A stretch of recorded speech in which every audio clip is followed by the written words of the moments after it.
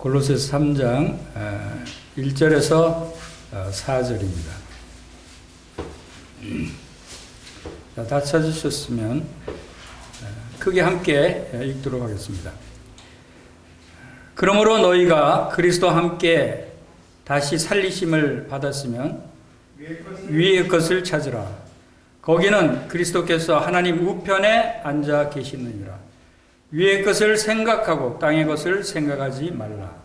이는 너희가 죽었고 너희 생명이 그리스도와 함께 하나님 안에 감추어졌습니다. 우리의 생명이신 그리스도께서 나타나실 그때 너희도 그와 함께 영광 중에 나타나리라. 아멘. 오늘은 새 생명에 합당한 생활을 하기 위한 하나님의 말씀을 살펴보는 시간을 갖겠습니다. 새 생명에 합당한 생활이라는 제목으로 말씀을 함께 나누겠습니다. 우리가 읽은 본문 1, 2절 말씀에 그러므로 너희가 그리스도와 함께 다시 살리심을 받았으면 하고 말씀을 하십니다. 자, 여기 이 간단한 한 구절이 많은 것을 우리에게 말씀해 주고 있다고 생각이 듭니다. 우리의 생명이 어디서부터 나왔고 우리의 생명이 어떠한 생명인가, 그리고 우리가 그 생명에 합당한 생활을 어떻게 하는 것이 합당한 생활인가에 대해서 이 골로새서 3장 1, 2절에서 3, 4절까지 말씀에서 자세히 우리에게 교훈해 주고 있다고 생각이 됩니다. 그 중에서 첫 부분에서 너희가 그랬어요. 우리 성도들을 지칭하는 것이죠. 우리가 살리심을 받았다 그랬습니다. 살리심을 받았다. 살아났다는 것입니다. 그러면 살리심을 받았다는 것은 그 전에는 죽었다는 얘기죠. 그리고 그리스도와 함께 다시 살리심을 받았다라고 하는 말씀을 봅니다. 그리스도와 함께. 그럼 그리스도도 죽었었나요? 그리스도도 다 함께, 우리와 함께 살리심을 받았다고 말씀하시니까 어때요? 그리스도도 죽었었죠. 죽었으니까 다시 살리심을 받고 우리도 그리스도와 함께 살리심을 받았다는 것을 나타내고 있는 거예요. 그럼 그건 무슨 얘기냐면 예수 그리스도도 죽었었는데 다시 부활했을 때 예수 그리스도와 함께 우리도 죽었던 우리가 다시 부활했다라고 하는 의미입니다. 이것이. 그렇죠? 그래서 우리가 다시 살리심을 받았다는 것은 다시 말해서 새로운 생명을 얻었다는 거예요. 죽었던 우리가 죽은 사람은 생명이 없는 것이죠. 죽었던 우리가 다시 살아났다고 하는 것은 새로운 생명을 받았다는 것을 여기서 말씀하고 있는 것이에요. 우리가 죽었었나요? 우리가 살아있었잖아요. 그런데 우리가 하나님의 말씀은 내가 너에게 이르는 말은 그 육에 관한 말씀이 아니고 영에 관한 말이다. 바로 주님께서 영에 관한 말씀을 주신다 그랬어요. 우리 영적인 사람들이기 때문에 하나님께서는 우리에게 영에 관한 말씀을 주시고, 그래서 영적으로 우리는 죽었던 자들이다라고 하는 것을 볼 수가 있어요. 그래서 에베소서 2장 1절 그 1절에서 6절 사이의 내용들 가운데 그는 허물과 죄로 죽었던 너희를 살리셨도다라고 하는 말씀이 있어요. 허물과 죄로 죽었던 우리를 살려주셨다. 우리는 과거에 허물과 죄로 죽었다고 하는 말씀을 보게 되죠. 그리고 에베소서 2장 5절에는 허물로 죽은 우리를 그리스도와 함께 살리셨고 라는 말씀이 있어요. 예수 그리스도와 함께 살리셨다는 말씀을 에베소서에도 말씀하시죠. 그리고 또 에베소서 2장 6절에서는 또 함께 일으키사 예수 그리스도 안에서 함께 하늘에 앉히셨다라고 하는 말씀을 또 주셨어요. 자, 이런 말씀들이 다 압축돼서 지금 골로새서에서는 여기에 다 포함이 되어버려요. 이 골로새서 3장 1절의 말씀에는 에베소서 말씀이 다 포함이 돼서 여기에 숨어져 있는 거예요. 우리가 골로새서 말씀을 볼 때는 바로 이런 말씀들을 우리가 다시 생각할 수 있는 것이죠. 그것은 곧 우리가 영적 생명이 부활됐다는 것을 알 수 있고, 우리가 새 생명은 영원한 생명이라는 걸 알 수 있고, 우리는 거듭났다는 말씀을 알 수 있고, 새로운 피조물이다. 그리고 함께 하늘에 안침받은 천국의 시민권이다 라고 하는 이 많은 내용들이 이 한 구절에 압축돼서 들어가 있다라고 하는 것을 우리가 생각할 수 있습니다. 그래서 이 말씀의 핵심은 바로 예수 그리스도의 부활로부터 온다. 그 근원은 예수 그리스도의 부활로부터 발생하는 것이다 라고 하는 것입니다. 그래서 예수 그리스도의 부활하심, 곧 그것은 예수 그리스도의 죽으심을 포함하고 그것은 우리의 죽음도 포함됐다. 자, 예수 그리스도는 죽으셨어요. 근데 왜 죽으셨죠? 누구를 위해 죽으셨죠? 그 예수 그리스도는 왜 죽으셨냐는 것은 바로 그 전에 골로새서 그 전반 부분에 나타난 많은 말씀들에서 이미 설명을 했어요. 그래서 골로새서 3장에서는 그러므로로 시작을 하는 겁니다. 이미 그 전반에 나타낸 말씀들이 예수 그리스도는 우리 모든 사람들의 죄를 짊어지시고 십자가에서 우리의 대속 제물로 죽으셨어요. 바로 젖먹고 흠없는 어린 양 대신 예수 그리스도의 그러한 대속 제물로 말미암아 우리가 죄 사함을 얻게 됐고 또 죄로 죽었던 우리가 다시 살아났다. 바로 이러한 내용들을 우리가 볼 수가 있습니다. 이것은 놀라운 예수 그리스도, 하나님 대신 예수 그리스도의 사랑을 우리가 여기서 엿볼 수 있는 것이다 라고 생각합니다. 그래서 예수 그리스도께서 죽으신 것은 바로 우리 모든 사람들의 죄를 담당하시기 위해 죽으셨어요. 그럼 예수 그리스도의 부활은 왜 부활하셨죠? 부활하신 의미는 뭐죠? 이 부활도 죽으심도 우리를 위해서 죽으셨지만 부활하신 것도 우리를 위해서 부활하셨어요. 우리에게 새 생명을 주시기 위해서. 예수님이 부활하지 않으셨다면 어떻게 됐을까요? 우리는 새 생명을 얻을 수가 없어요. 영원한 생명을 얻을 수가 없어요. 죄 사함은 받았을지 몰라도 새 생명을 얻을 수 없어요. 그래서 예수님의 죽으심뿐만 아니라 예수님의 부활조차도 우리를 위해서 부활하셨다는 거예요. 놀라운 하나님의 사랑을 우리가 여기서 발견할 수 있는 것이죠. 그리고 예수님의 우리가 이제 다 살펴보겠지만 예수님이 이 땅에 40일간 머무시다가 그 후에 하늘로 승천하셨어요. 그리고 하나님 보좌 우편에 가셨어요. 예수님의 이 땅에 머무신 40일 기간도 물론이거니와 승천하신 일도 물론이거니와 하나님 보좌 우편에 앉으신 것도 누구를 위해서 그렇게 하시냐면 우리를 위해서 그렇게 하셨다는 사실을 우리가 발견할 수 있어요. 예수님의 모든 일들은 우리 하나님의 자녀들, 하나님 예수님을 믿는 성도들을 위한 모든 일들을 이루셨다라고 하는 것을 볼 때 하나님의 사랑의 그 넓이와 높이와 길이와 깊이가 얼마나 큰가를 우리가 가히 짐작할 수 있다는 것을 발견하게 됩니다. 그래서 하나님 보좌에 올라가실 때 하나님 예수님께서 약속하신 대로 요한복음 14장 2절 3절에서 내가 너희를 위하여 거처를 예비하려 한다. 가서 너희를 위해 거처를 예비하면 내가 다시 와서 너희를 내게로 영접하여 나 있는 곳에 너희도 있게 하리라 라고 말씀하셨어요. 분명히 예수님이 하늘로 가시는 것은 우리를 위해서 간다는 거고 말씀하셨고 가서 무엇을 하신다고요? 우리를 위해서 우리의 집을 황금성 우리의 하늘에 영원히 살 우리의 황금성을 준비하시기 위해서 가셨다. 그리고 내가 다시 와서 너희를 데리고 나의 그 집으로 데려갔어. 영원히 같이 살겠다. 이 약속을 예수님이 주셨다는 것입니다. 얼마나 놀라운 하나님의 말씀이에요. 그리고 이것이 바로 우리가 이로 인해서 우리가 얻게 된 새 생명. 우리는 이제 예수님의 부활로 말미암아 새 생명을 얻게 됐어요. 이 새 생명을 얻은 부활이 바로 예수 그리스도와 성도들과의 연합을 통해서 그 관계가 이루어졌다는 것을 우리가 알 수 있습니다. 이 연합이라고 하는 것은 놀라운 의미를 담고 있어요. 우리 로마서 6장 보겠습니다. 로마서 6장 3절에서 5절 함께 찾아보겠습니다. 로마서 6장 3절에서 5절 무릇 그리스도 예수와 합하여 세례를 받은 우리는 그의 죽으심과 합하여 세례를 받은 줄을 알지 못하느냐. 그러므로 우리가 그의 죽으심과 합하여 세례를 받음으로 그와 함께 장사되었나니 이는 아버지의 영광으로 말미암아 그리스도를 죽은 자 가운데서 살리심과 같이 우리로 또한 새 생명 가운데서 행하게 하려 함이라. 만일 우리가 그의 죽으심과 같은 모양으로 연합한 자가 되었으면 또한 그의 부활과 같은 모양으로 연합한 자도 되리라.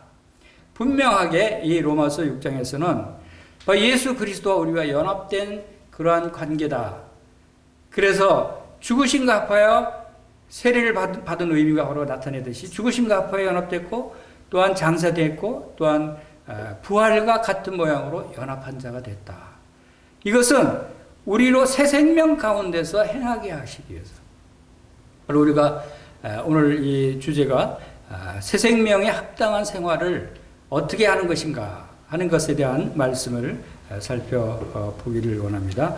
그래서 이 부활의 능력과 그리스도와의 연합, 여기서 놀라운 의미를 담고 있다는 것을 발견하게 됩니다. 그것은 하나님께서 하나님의 놀라운 능력을 말씀하실 때 에베소서 2장 후반부, 에베소 2장 19절 이후로 나타나 있는 말씀에서도 바로 지혜의 계시의 영을 우리에게 주사 하나님을 알게 하시고, 그 다음에 마지막으로 그의 힘의 위력을 역사하심을 떠나며 우리에게 베푸신 능력의 지극히 크심이 어떠한 것을 너희로 알게 하시기를 구하노라. 하나님께서 하나님의 능력이 얼마나 큰가를 알게 하시기를 원하는데, 그것이 무엇으로 나타났냐 하면은 바로 예수 그리스도를 죽은 자 가운데서 다시 살리시고 하나님의 우편 오른편 자리에 앉히신 것, 이것은 지극히 크신 능력이다라고 표현을 했어요. 자, 하나님께서 우리에게 새로운 생명, 새 생명을 주시기 위해서 예수 그리스도를 부활하게 하시고 하나님의 우편과 자리에 앉게 하신 것, 이것은 보통 일이 아니라는 거예요. 하나님께서도 지극히 크신 능력을 행하신 것이다. 그것은 바로 우리와 그리스도와의 연합을 통해서 우리도 그와 같은 자리에 앉게 하시기 위한 하나님의 놀라운 능력을 행하신 것이다 하셨어요. 그리고 이어서 말씀하신 것 중에서 중요한 교회와의 관계에 대해서 말씀하신 것이 에베소서 2장 22절에서 만물을 그의 발 아래 복종하게 하시고 그의 만물 위에 교회의 머리로 삼으셨다. 예수 그리스도를 만물 위에 교회의 머리로 삼으셨다 그랬어요. 그리고 교회는 그의 몸이니 만물 안에서 만물을 충만하게 하시는 이에 충만합니다. 바로 교회와 예수 그리스도의 관계는 하나로 연합된 관계고, 또 교회의 머리는 예수 그리스도시고, 바로 교회는 그분의 몸이다. 또 성도들은 그분의 지체들이다. 이런 하나된 관계, 몸에 비유한 이 하나된 관계, 그것이 곧 십자가에서 죽으심과 죽으신 지 사흘 만에 부활하심과 하늘로 승천하셔서 하나님 보좌 우편에 오르신 이 예수 그리스도의 놀라운 구속 사역이 바로 이 우리와 하나로 연합됐을 때 우리가 주님의 몸 된 교회가 될 수 있다라고 하는 사실을 우리가 보게 되죠.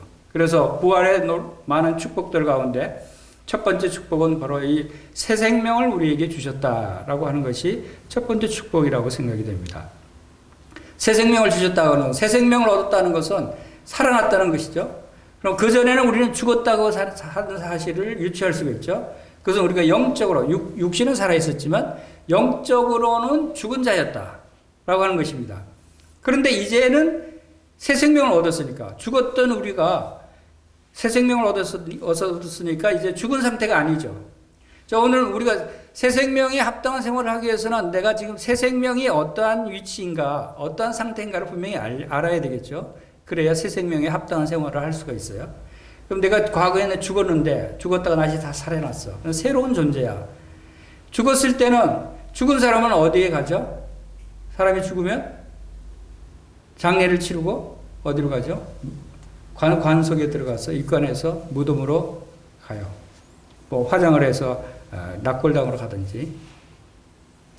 또 여러분이 영적으로 죽은 상태는 바로 그러한 상태예요.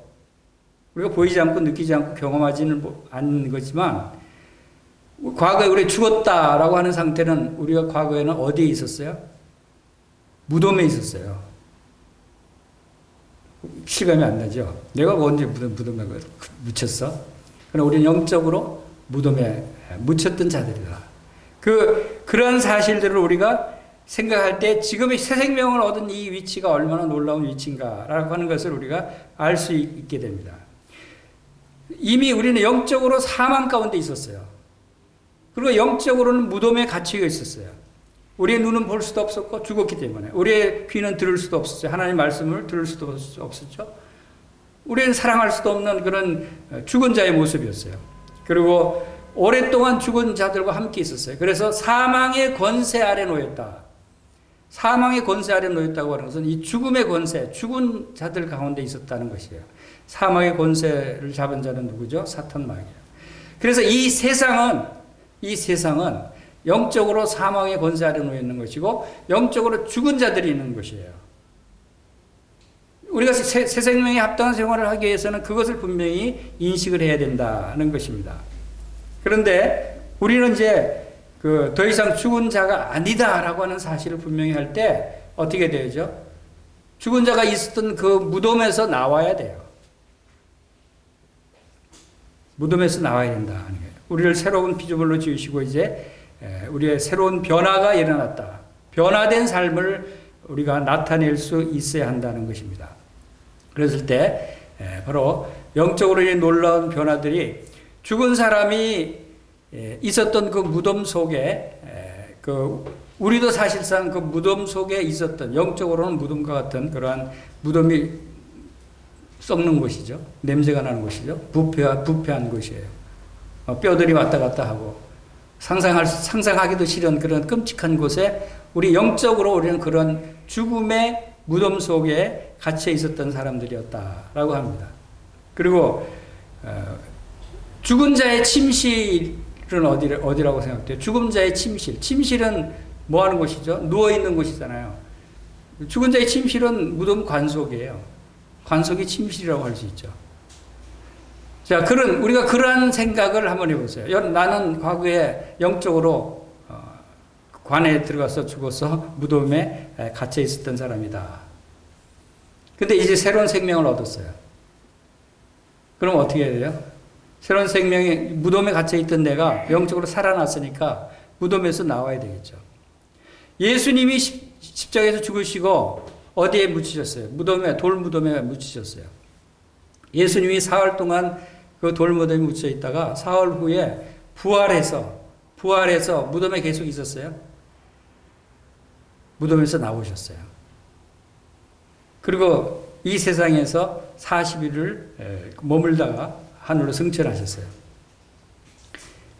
예수님이 무덤에서 나오실 때 그 칭칭맹했던 그 수의와 이 붕대 같은 것들을 다 풀으시고 다른 옷을 갈아입고 나오셨죠. 우리도 영적으로 주님과 함께 부활했어요. 다시 살아났어요. 그럼 과거에 있었던 그런 무덤과 같은 그런 지저분하고 썩어져가고 더러운 곳들에서 이제 벗어나야 한다는 것을 우리가 생각할 수 있습니다. 여러분, 죽었던 시체가 살아났어요.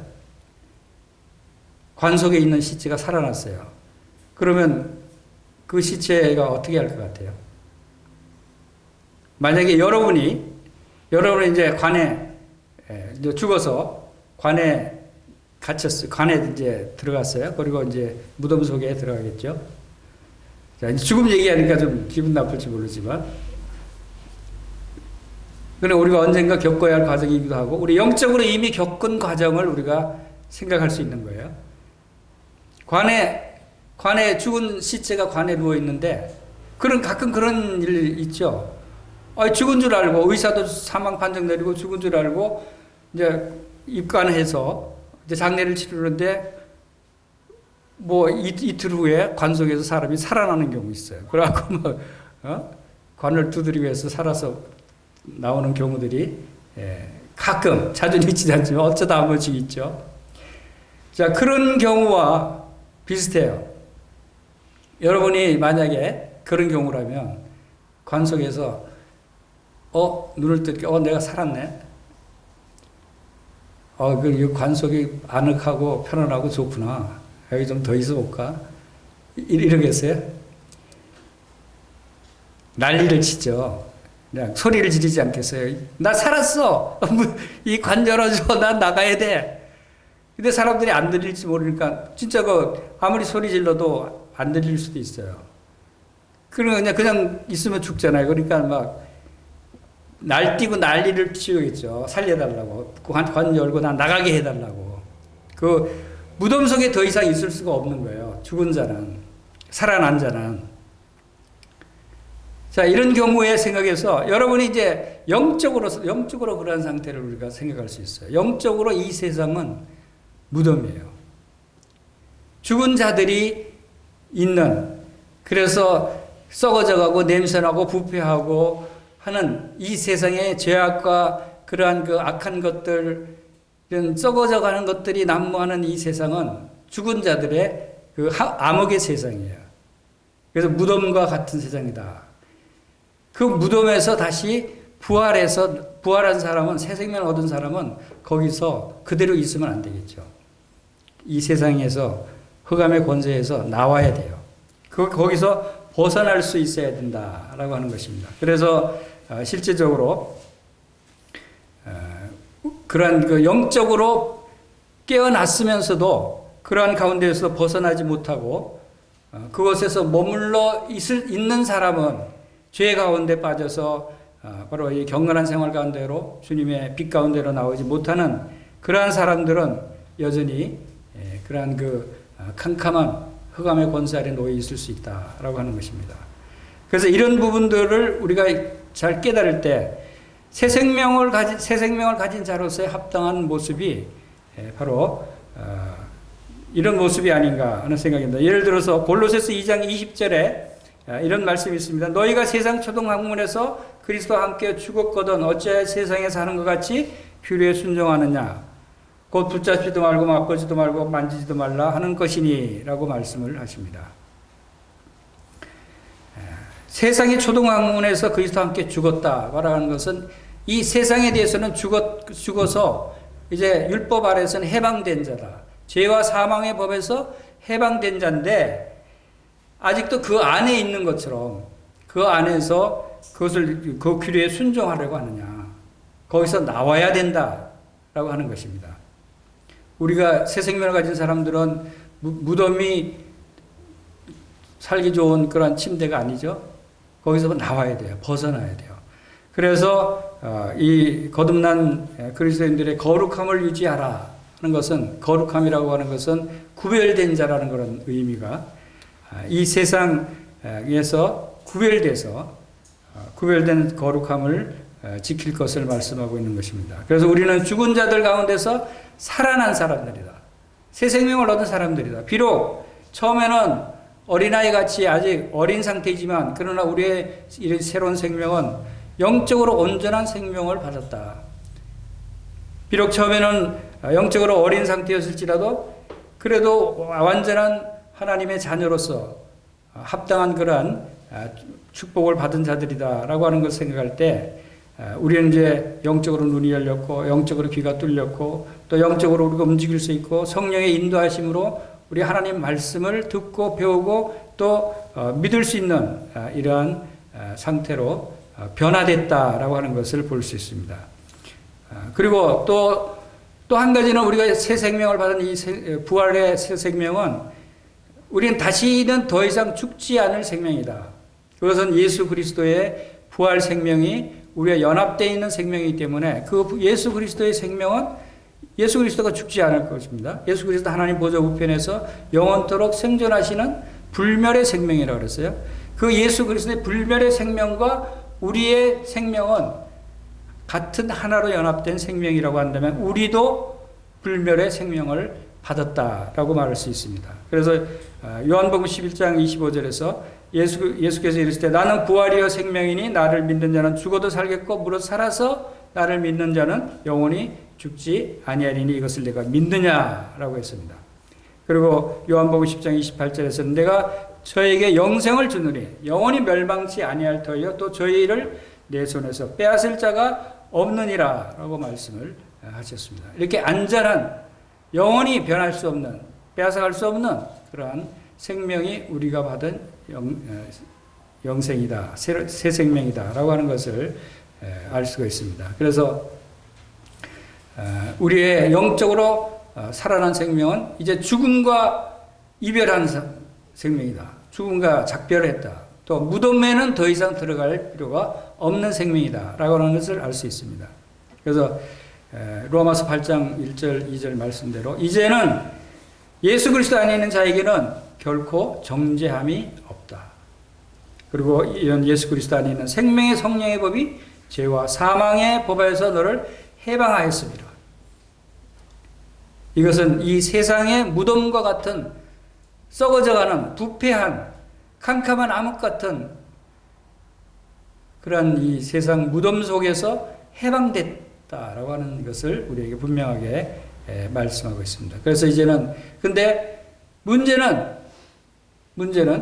이러한 그리스도인이라 할지라도 여전히 죄 가운데 빠져서 나오지 못한다면 그 죄와 악함과 그런 부패한 것들은, 부정한 것들은 여전히 이 세상에 무덤에 해당되는 죽은 자들이 가서 있는 그런 곳이기 때문에 거기서 분명히 구별해야 되고 이별해야 되고 거기서 분명히 나와야 된다. 그래서 우리가 확실하게 죄에 대한 애착 이런 것은 떨쳐버려야 된다. 나는 이제 죄와 상관없다. 또 사망이여 세상에서 이제 나를 떠나라. 나는 사망의 권세에서 해방된 자다. 라고 하는 이런 확신 가운데 선포할 수 있어야 된다라고 생각이 됩니다. 그리고 예수 그리스도께서 우리에게 영생을 주셨고 우리는 이 세상에 썩어져가는 그런 거처를 벗어나서 우리에게는 이제 새로운 거처, 우리가 무덤이 아니라 이제는 우리의 무엇이 우리에게 있어요? 우리는 하늘의 집이, 하늘의 예루살렘 성이, 하늘의 황금집이 우리에게 예비되어 있다라고 하는 것을 우리가 알 수 있습니다. 그래서 이 예수 그리스도께서 하나님 보좌 우편에 지금 올라가 계신다고 하는 것이 여기 본문 말씀에도 나와 있듯이 바로 우리의 위치도 함께 하늘에 안침받은 위치다라고 하는 것을 생각할 때 참으로 감사가 됩니다.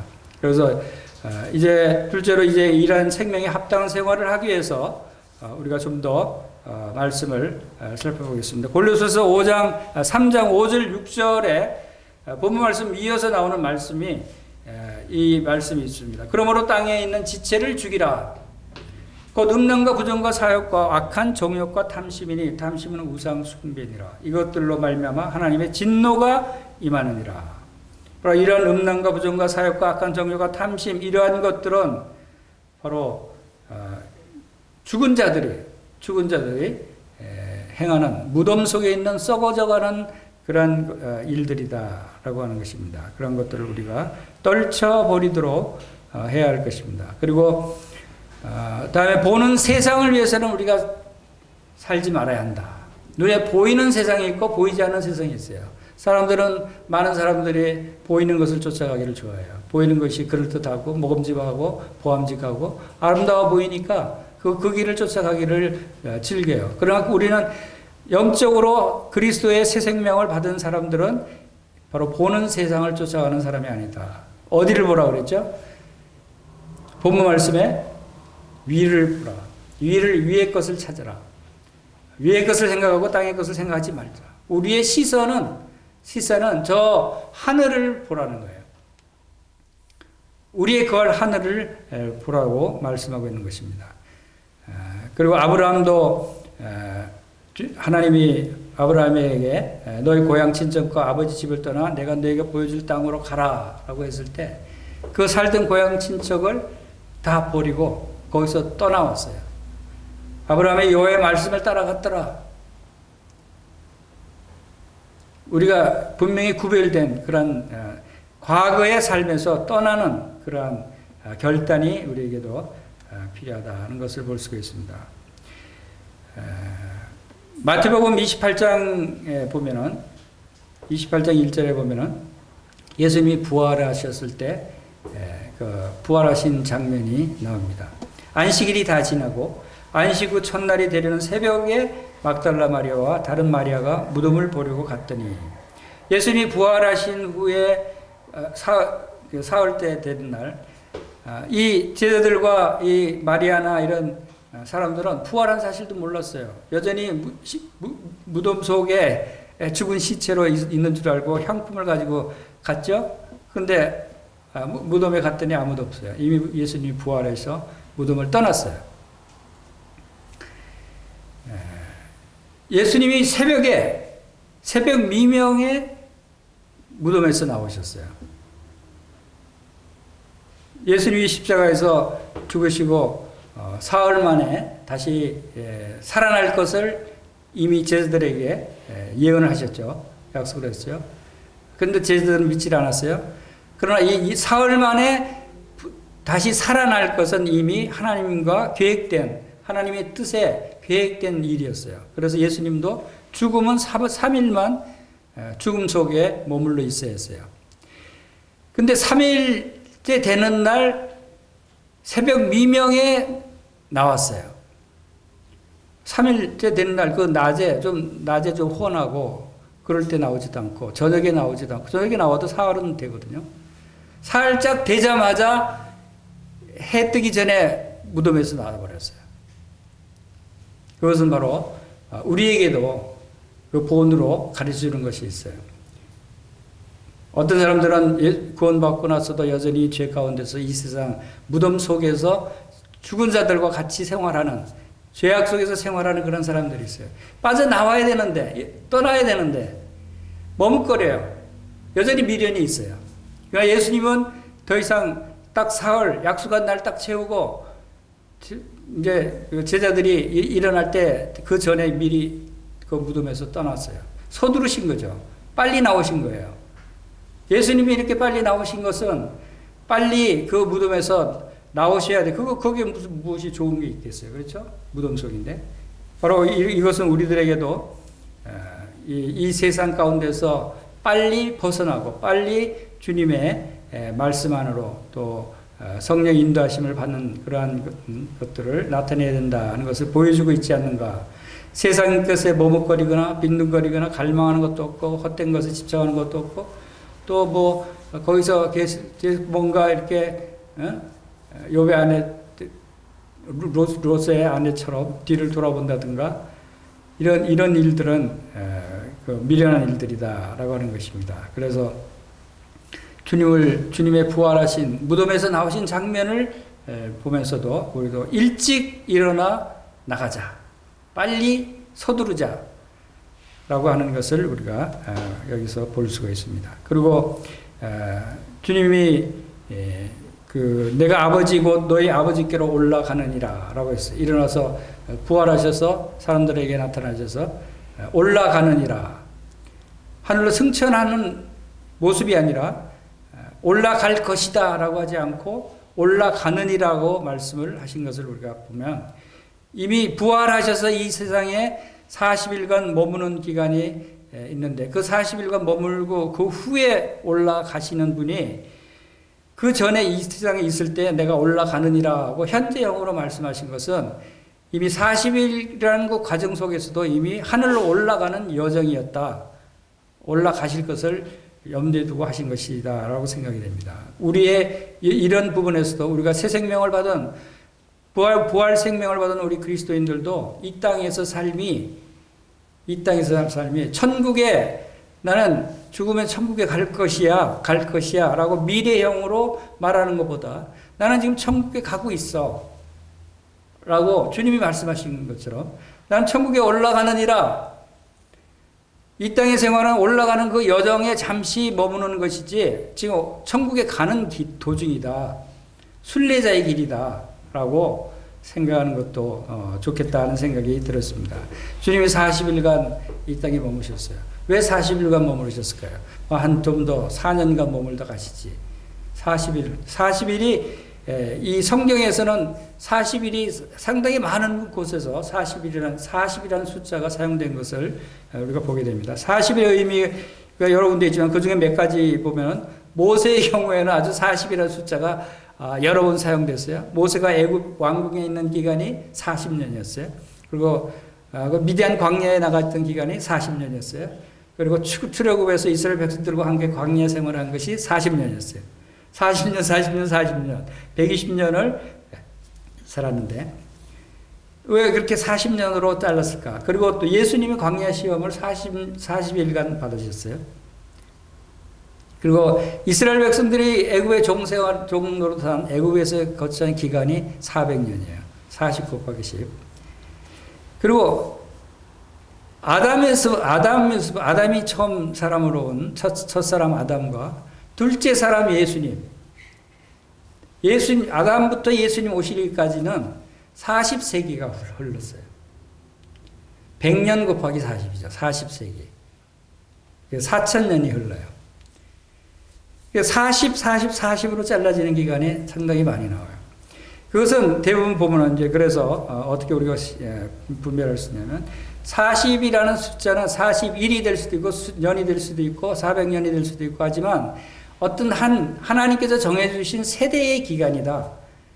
이것은 하나님을 만날 준비 기간이 될 수도 있고 그것이 한 세대를 구분하는 기간이 될 수도 있고, 새로운 인생의 기간으로 주님께서 주신 것일 수도 있다. 예수 그리스도께서 이 땅에 부활해서 새 생명을 얻은 상태로 이 땅에서 40일을 머무신 것도 우리에게 본으로 보여주시는 40일이다.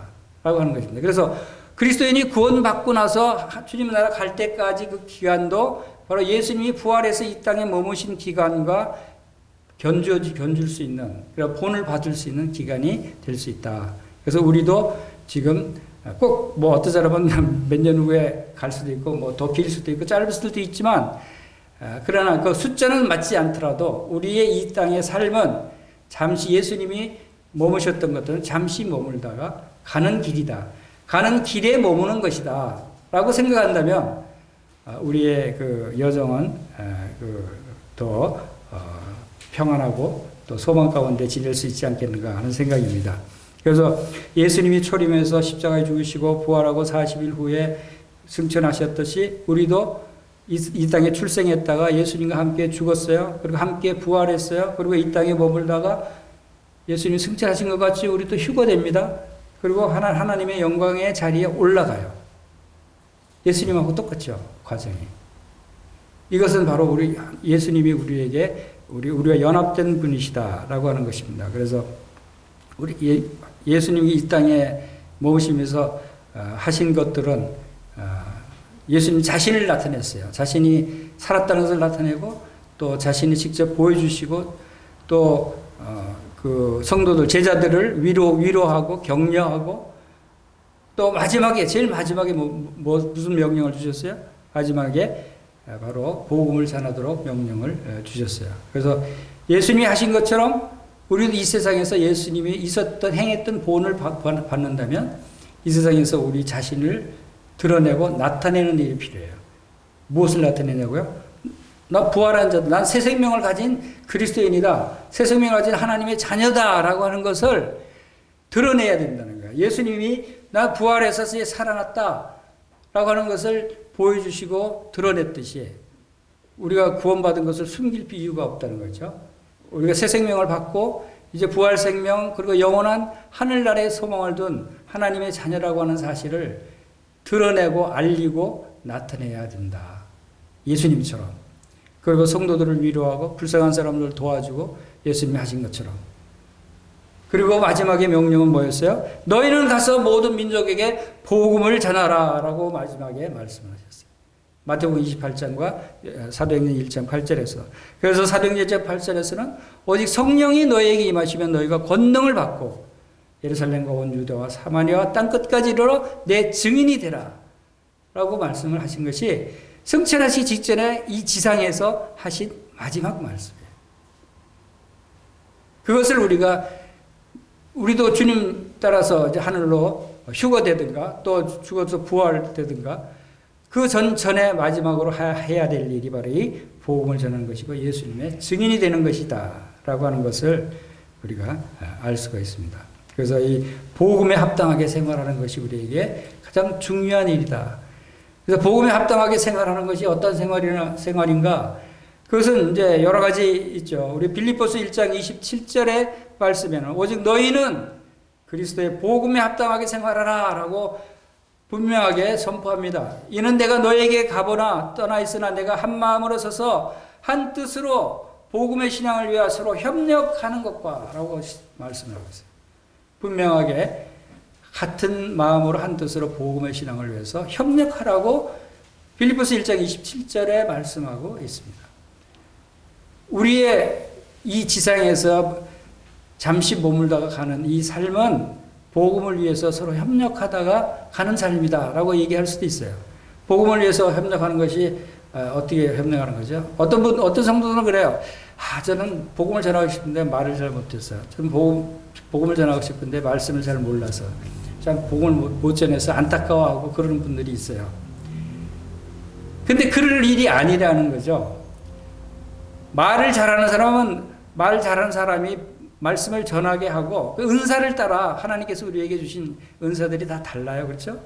그래서 한 마음으로 서서 한 뜻으로 복음 신앙을 해서 협력하라는 뜻은 우리 몸의 지체가 다 다르듯이 은사도 달라서 각각의 역할이 다른 거예요. 머리는 예수님이죠. 예수님을 위해서 모든 지체가 존재하는 거, 우리 머리를 위해서 존재하듯이. 그래서 말 잘하는 사람 복음을 직접 자기가 전할 수 있고, 또 성경 공부를 많이 해서 성경 지식이 많이 있는 사람도 많은 그 복음의 내용들을 전할 수도 있어요. 그리고 또 기도하는 분이 있죠. 복음을 위해서 열심히 기도하는 분도 협력하는 거예요. 그리고 필요한 금전적으로 재정적으로 후원하는 분들은 그 후원을 통해서 협력하는 거예요.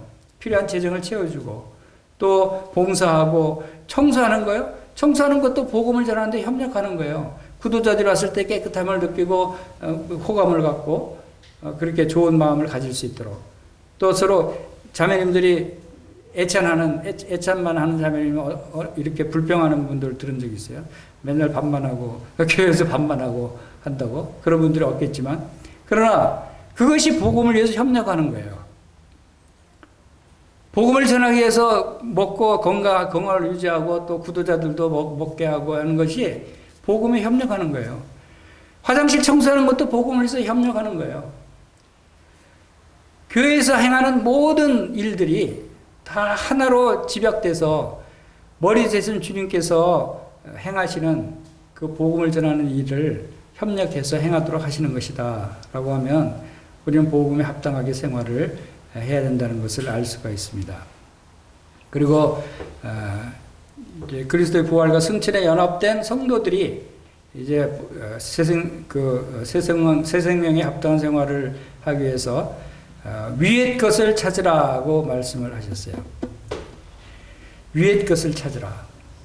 그 1절에서 말씀하신 그러므로 너희가 그리스도와 함께 다시 살리심을 받았으면 위의 것을 찾으라. 거기는 그리스도께서 하나님 우편에 앉아 계시느니라.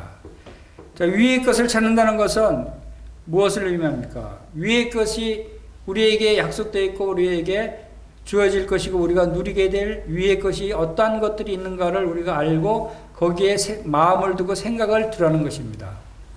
이 땅의 것을 생각하지 말라고 그랬죠. 위에는 뭐가 있죠? 여러분에게 주어진, 여러분에게 약속한 위에 하늘에 있는 것이 뭐가 있을까요? 황금집이 있잖아요. 이 세상에 있는 집은 아무것도 아니에요. 황금집이 있고 예루살렘 성이 있고 12가지 보석이 있고 거기에 또 하나님께 예배와 찬양과 경배를 올려드리고 면류관을 벗어드리는 그 아름다운 광경들이 있고 생명나무 열매도 우리가 먹을 수 있고 거기에 그 해와 달이 필요 없을 정도로 빛이 하나님 자신 예수 그리스도로부터 나오는 그 찬란한 무지개 빛이 온 세상을 밝혀주는 빛의 나라예요. 이런 요한계시록에 나타나 있는 하늘나라의 그 아름다운 모습들, 이게 우리의 것이에요. 위의 것을 바라보라. 그 위에 이러한 보화가 있다 하는 것입니다. 마태복음 6장 21절에 내 보물이 있는 곳에 네 마음도 있느니라 그랬죠. 여러분이 그것을 생각하지 않는다면, 여러분의 마음이 그곳에 가 있지 않는다면 여러분의 보물이 그곳에 없다고 생각하는 거예요. 만약에 여러분들이 그곳에 나의 보물이 있고 나의 진짜 영원한 그런 많은 복된 것들이 그곳에 나를 위해서 준비되어 있다라고 믿는다면 그 생각을 하겠어요, 안 하겠어요? 내 보물이 거기 있는데 빨리 가서 그걸 보고 싶어. 빨리 가서 만져보고 싶어. 누려보고 싶어. 여러분 사랑하는 사람 늘 생각이 들죠. 애정관계에 있는 사람들은 늘 누구나 이렇거나 안 지나서나 당신 생각뿐이라고 사랑하는 사람은 늘 생각하죠. 여러분 예수님은 얼마나 사랑하세요? 하나님을 얼마나 사랑하세요? 언제나서나 하나님 생각을 하세요? 그렇게 해야 된다는 거예요. 하나님과 예수님을 사랑하면 언제나서나 누구나 일할 때나 무슨 일을 할 때도 내 사랑하는 사람을 생각해야죠. 예수님이 여러분 남편이에요. 신랑이에요. 신랑을 생각하지 않고 이 세상만 생각하고 있을 거예요. 신랑 되는 남편을 생각해야 되지 않겠어요? 언제나서나 우리의 보물, 우리의 사랑하는 사람, 그것이 바로 저 위에 있어요. 위의 것을 찾으라, 위의 것을 생각하라 라고 하는 말씀이 바로 위에 계시는 주님을 생각하라는 것이죠. 그곳에는 썩지 않고 더럽지 않고 쇠하지 아니하는 유업을 있게 하시고 우리를 위하여 하늘에 간직하신 것이 그 위에 있다라고 말씀하시고 있는 거예요.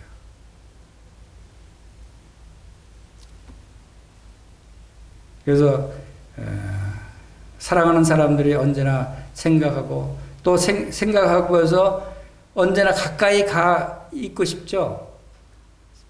그래서 그 마치 천연 자석은 항상 끌려요. 자석을 두게 되면 항상 끌리죠. 언제든 떼어넣어도 붙고 떼어넣어도 붙고 떼어넣어도 붙고 그래요. 자석은. 사랑하는 사람끼리는 바로 이 자석과 같은 관계예요. 보고 싶고 만나고 싶은 거예요. 그래서 예수님과 우리의 관계, 하나님과 우리의 관계도 사랑하는 관계 아니에요? 하나님이 얼마나 여러분들 사랑하셨어요? 근데 의외로 성도들이 짝사랑하는 성도들이 많아요. 짝사랑하지 마세요. 이 세상을 사랑하는 사람은 짝사랑하는 거예요. 이 세상은 여러분들을 사랑하지 않아요. 근데 여러분들이 자꾸 세상을 사랑하려고 그러는 것은 짝사랑하는 거예요. 여러분을 사랑하는 게 누구죠? 하나님이에요. 예수님이에요. 여러분을 사랑하셔서 그 목숨까지 내어주신 그분이 우리가 예수님을 알지도 못했을 때 이미 십자가에 죽으셔서 우리에 관한 사랑을 확증해 주신 그분이 있는데 그분을 사랑하지 않을 수 있겠어요? 그것을 몰라서 사랑하지 못했다면 이제 알면 그분을 사랑해야 되겠죠. 하나님을 사랑하십시오. 그러면 이 세상을 사랑하지 않게 돼요. 이 세상을 사랑한다는 것은 짝사랑이에요. 세상은 여러분들을 사랑하지 않고 오히려 여러분을 잡아먹으려고 그래요. 사망의 권세가 가득 차 있는 것이 이 세상이라고 했어요. 사망의 권세는 뭐예요? 잡아먹고 죽이려고 하는 것이 이 사탄 마귀의 전략이에요. 사탄 마귀가 그냥 광명의 천사들처럼 그렇게 아름답게 보이고 좋아 보이고 먹음직하고 보암직하게 보여서 다가올지라도 그 속은 잡아먹으려고 하는 거예요. 사랑하지 않아요. 사탄 마귀는 여러분들을 사랑하지 않아요. 이 세상을 사랑하지 마세요. 이 세상을 사랑하는 것은 여러분들이 짝사랑하는 거예요. 여러분을 위해서 목숨까지 버리신 하나님의 사랑이 있는데 왜 세상으로 돌아가려고 하느냐 하는 것입니다. 바로 그 위에는 우리의 신랑 되신 예수님이 계시는 거예요. 우리와의 혼인잔치가 이미 예정되어 있어요. 날짜가 정해져 있어요. 혼인잔치 날짜가. 요한계시록에 보면 날짜가 이미 정해져서 곧 혼인잔치가 일어날 거예요. 혼인잔치를 앞둔 신부들의 그 마음을 이 세상에 뺏기면 안 되겠죠. 그래서 위의 것을 생각하고 땅의 것을 생각하지 말라라고 말씀하고 있는 것입니다. 위에 하나님이 계시죠. 위에 예수님이 계시죠. 위에 하나님이 계시다고 하는 것은 하나님의 자녀라고 하는 놀라운 은혜를 우리에게 주신 하나님이십니다.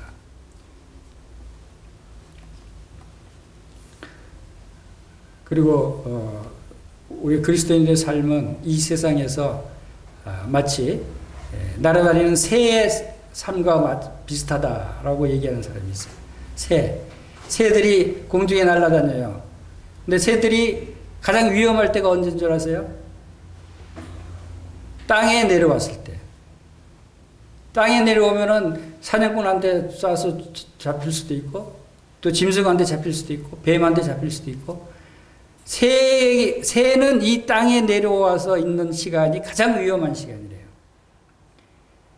그래서, 근데 안 내려올 수는 없어요. 먹을 것을 찾아서 내려와야 되잖아요. 먹을 것을 찾아서 확 챙겨서 곧바로 날아간대요. 새는 먹을 것을 잡고 바로 날아가요. 위험하니까.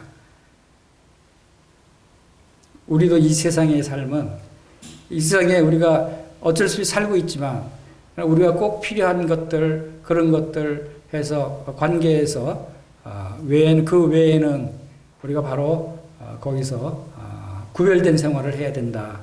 거기서 벗어나야 된다. 무덤과 같이 그러한, 썩어져가는 세상에서 우리가 구별된 생활을 해야 된다는 것을 생각할 수 있습니다.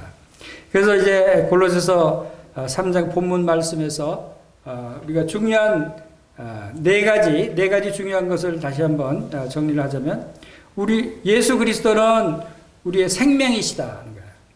첫째. 둘째는 우리의 그 생명은 감추어져 있는 생명이다. 감추어진 생명이다.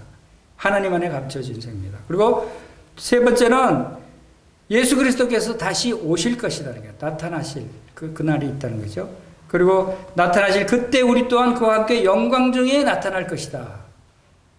이 네 가지가 가장 중요한 말씀이라고 보여집니다. 그래서 우리의 생명 되신 예수 그리스도, 우리 이 생명 되신 예수 그리스도를 우리가 바라보면서 우리를 위해서 그 고난당하시고 또 부활하셔서 하늘에 승천하신 예수 그리스도의 삶의 모습을 우리가 본받아야 된다는 것을 여기서 말씀하고 있는 것입니다. 예수 그리스도께서 나타나실 때 그 장면을 우리가 생각해 볼 수가 있습니다. 예수님이 언제 나타나시죠? 우리 나타나실 때 우리도 영광 가운데 나타날 것이다 라고 말씀을 하고 있는데, 우리의 생명 되신 그리스도께서 나타나실 그때 우리는 본격적으로 빛을 발하게 된다.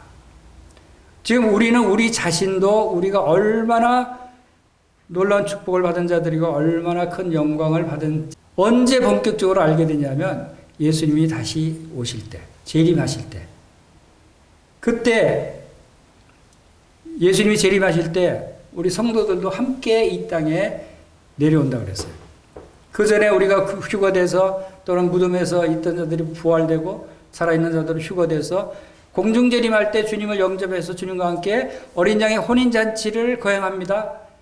그래서 그리스도의 아내로서 그리스도가 이 지상의 심판을 마무리 짓고 이 지상 천년 왕국을 세우시러 내려오실 때 성도들도 함께 백마 타고 내려오십니다. 그 놀라운 영광 가운데 나타나시는 모습입니다. 그때 우리 성도들의 위치와 신분과 또 그 놀라운 축복들, 그런 것들이 어떠한 것인가가 다 드러나게 된다라고 하는 것입니다.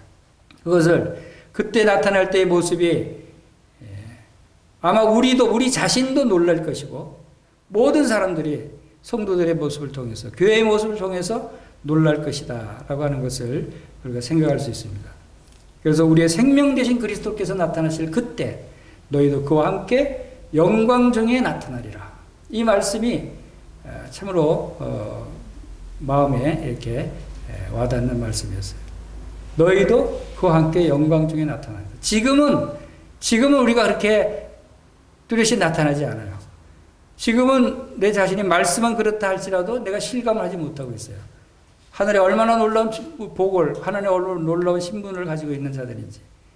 그러나 주님과 함께 나타날 그때는 너희도 그와 함께 영광 중에 나타날 것이다. 우리도 영광 중에 나타난다는 거예요. 아마 그때는 천사들도 놀랄 거예요. 천사들도 교회 성도들을 보고 놀랄 거예요. 아, 성도들이 저렇게 놀라운 신분을 가진 자들이구나. 그래서 이사야서 43장 4절에 말씀하신 대로 네가 내 눈에 보배롭고 존귀하며 내가 너를 사랑하였은즉 내가 너를 대신해 사람들을 주며 백성들이 내 생명을 대신하리니 하면서 하나님의 눈에 보배롭고 존귀하게 보이신다는 거예요. 왜? 하나님이 너를 사랑하기 때문에. 하나님이 사랑하는 그 사랑의 대상이 여러분들이라는 거예요.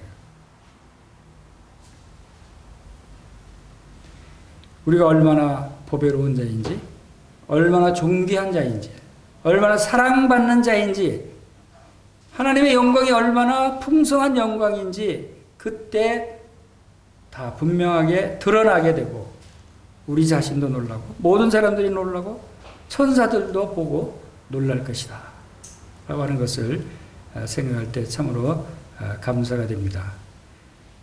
그래서 오늘 말씀을 골로새 3장 1절 4절 말씀대로 이제 요약하고 마치겠습니다. 네 가지 중요한 이 말씀에서 네 가지 중요한 사실은, 첫째 뭐라 그랬죠? 그리스도는 우리의 생명이시다. 둘째, 그리스도는 감추어져 있는 우리의 생명이다. 감추어졌다고 하는 것은 누구에게 감추어졌냐면 하나님이 감춰놓은 생명이에요. 하나님이 감춰놓았는데 얼마나 귀하겠어요. 얼마나 안전하겠어요. 그리고 그리스도는 재림하실 것이다. 다시 오실 것이다. 다시 나타나실 것이라고 그랬어요. 그때 우리 또한 주님과 함께 영광 중에 나타날 것이다. 라고 하는 이 네 가지가 이 말씀의 요점들입니다. 그래서 이제 모든 성도님들이 이제 새 생명에, 이러한 새 생명에 합당한 생활, 그것은 즉 다시 말씀드리면 땅에 있는 것들을 생각하지 말자. 하늘 위에 있는 것들을 생각하자. 그리고 하늘의 것을 찾는 성도님들이 되시기를 바라는 마음이 있습니다. 네, 이상으로 마치겠습니다. 기도하겠습니다.